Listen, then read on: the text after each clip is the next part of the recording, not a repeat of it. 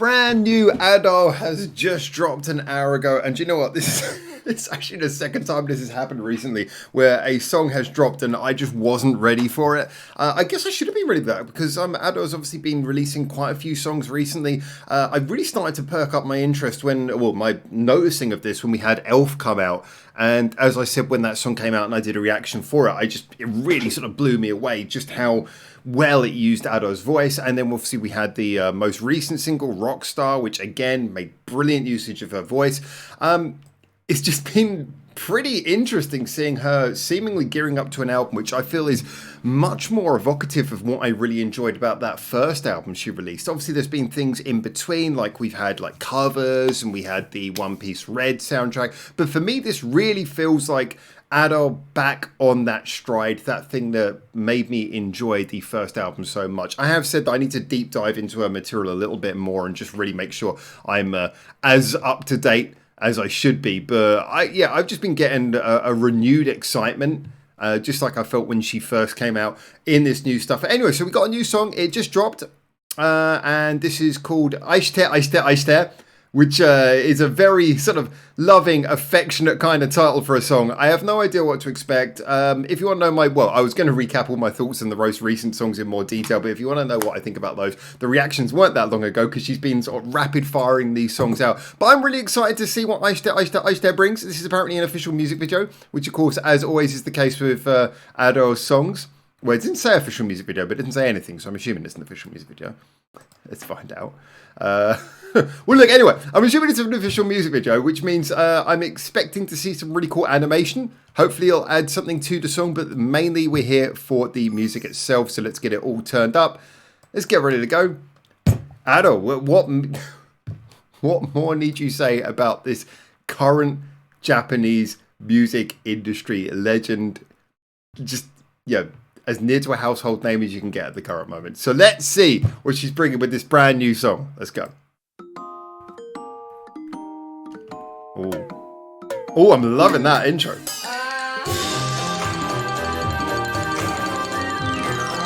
Straight into that 3-count beat.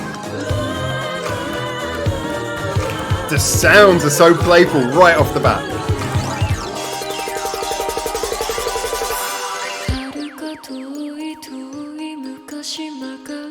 I was expecting a big drop there, but instead... Yes!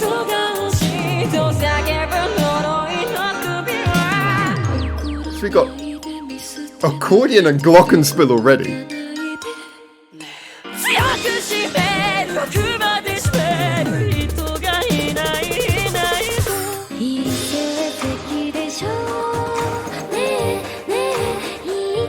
Wow, her voice sounds totally different there.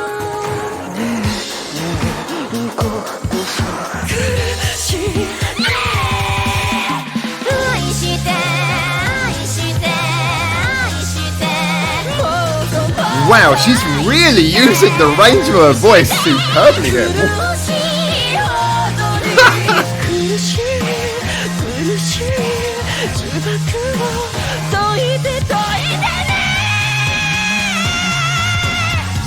But that 3/4 beat, providing such a playful backdrop that isn't taken away from the hard-hitting energy, which is again mostly being delivered by the voice here. It's just a brilliant underbed for her voice. Ooh, the percussion in this is great. Oh, and now the bass. So much for your ears in this.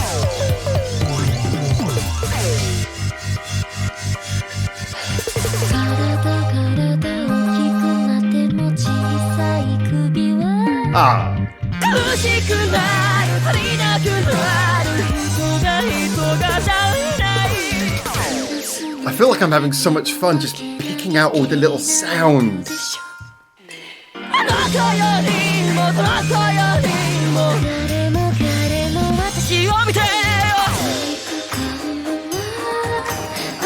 The build-up in this song is really strong. The way it just sort of like gives you all these little bits of downtime, so when the chorus comes in, it really hits.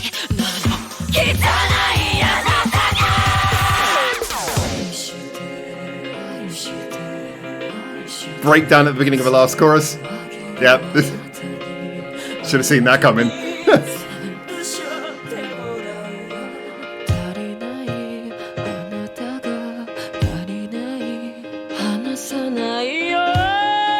Those quick little stabs on the piano with just the pressure going down each time. So many little tangible, like little pressure changes you can hear in the voice, in the instruments. Everything feels lively.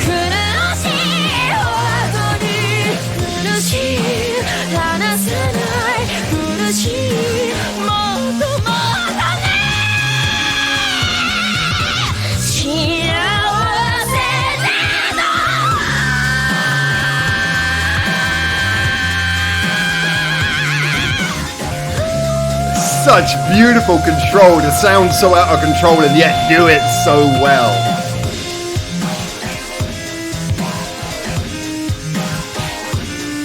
Oh, this is a lot.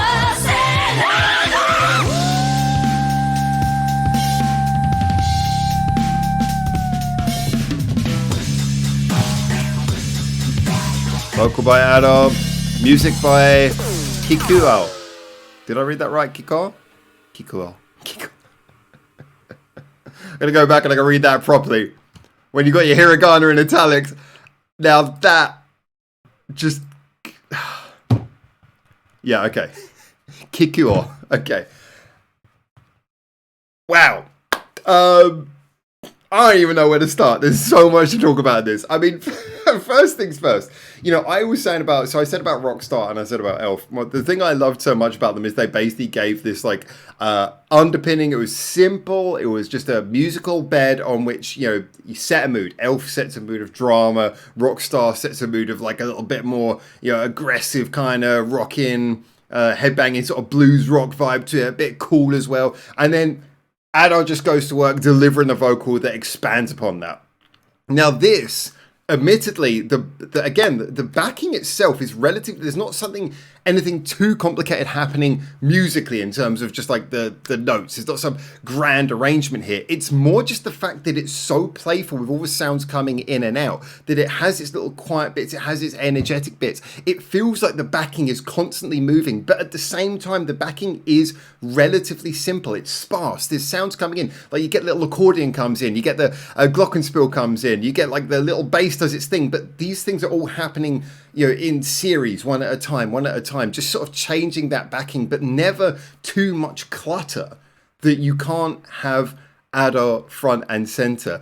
And what you end up with here is just like that perfect mixture of those two things, in that it is a song that is going through enough changes that, again, you've got the little restrained bits where Ado's, I've never even heard a voice like that. I mean, I love hearing the change, but the bits where she was doing the cute little Aiste, that little bit was just, it sounded like a different singer. I was looking like, have we got a feature vocal on here? Is there someone else singing on this? Her voice totally changed for that bit. And then when she went into the powerful bits, this is probably the most powerful I've ever heard her voice. And yeah, to be honest, I thought I'd heard her kind of maxed out, but this one, really beautiful, the way that she did those big, powerful notes where, again, she sounds out of control, but you kind of know that she's in control. She's just very masterfully delivering that, you know, like an actor knows how to act like they're sort of going crazy, but at the same point, you know that they're in control of how they're doing it. It's a by design, if you will.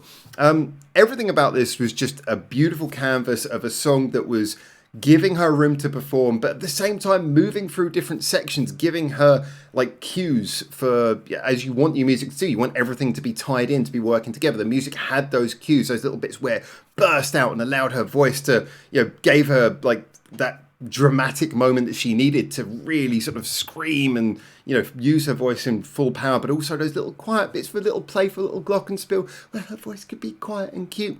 The balance of this was superb. Now, interestingly enough, there was a bit where she, one of the references I suddenly thought of, there was a bit about, I think it was about 3 minutes 25. I did quickly check the timestamp. There was a bit where she did this really big roaring note, and suddenly I had a reference come to mind that I hadn't thought of before. And talking of great vocalists, which obviously we are when we're talking about her, but there was this little bit where she did this really kind of gnarly scream that reminded me a lot of Freddie Mercury, actually, because Freddie Mercury had that ability when, obviously an incredible singer, and when he would do those really powerful notes, sometimes he could do those notes where he was pushing so hard that it sounded a bit out of control. It was around about here. Let me just see if I can play this phrase back. I hope I got the time bit right, but...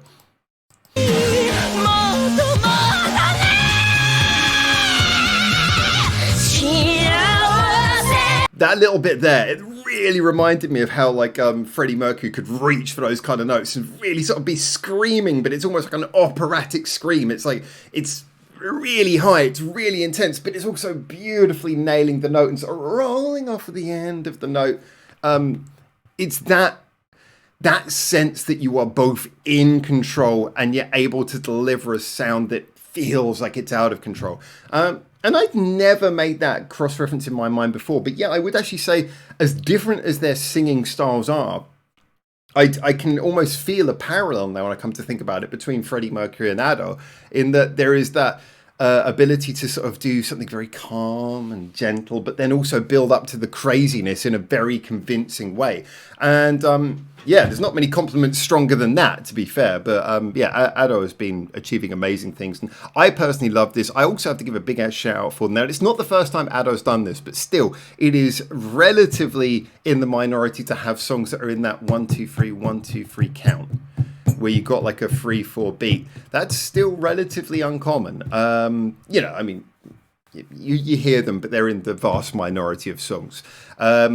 And to hear that, especially in a song like this, which was really high power when it wanted to be, because of course it is worth pointing out as well that there are, when you think about that sort of 1, 2, 3, 1, 2, 3 sort of sound, you kind of think almost a little bit ballad. It's got that sort of swaying rhythm to it.